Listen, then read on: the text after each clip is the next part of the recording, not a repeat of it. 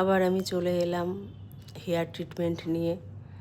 তো হেয়ার ট্রিটমেন্টটা হচ্ছে ফার্স্টের হেয়ারটা দেখে নিলে আর লাস্টের হেয়ারটা দেখতে গেলে ফুল ভিডিওটা দেখতে হবে।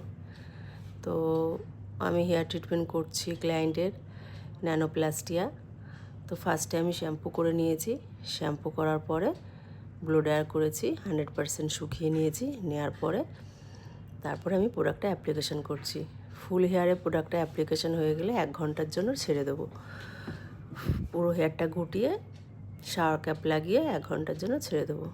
তারপরে 1 ঘন্টা যেই হয়ে যাবে আমি ওয়াশে নিয়ে যাব। ওয়াশ বলতে পুরো 100% ওয়াশ হবে না, 40% ওয়াশ হবে। ওয়াশের পরে আবার ব্লো ড্রায়ার করবো, ব্লো ড্রায়ার করে পুরো 100% শুকিয়ে নেব। শুকানোর পরে তারপরে আবার পাতলা পাতলা সেকশন নিয়ে আয়রনিং করব।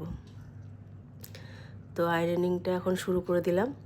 এবার আয়রনিংটা করে তারপরে আমি লাস্ট লুকটা দেখালাম। আয়রনিং করে আবার ওয়াশ করেছি, প্লেন জল দিয়ে ওয়াশ করে মাস্ক অ্যাপ্লিকেশন করে তারপরে এটা লাস্ট লুক। আর হ্যাঁ, এটা কি কোম্পানির ন্যানোপ্লাস্টিয়া করেছি জানতে গেলে কমেন্ট করবেন, আমি বলে দেবো। তো কেমন হলো আমার কাজটা অবশ্যই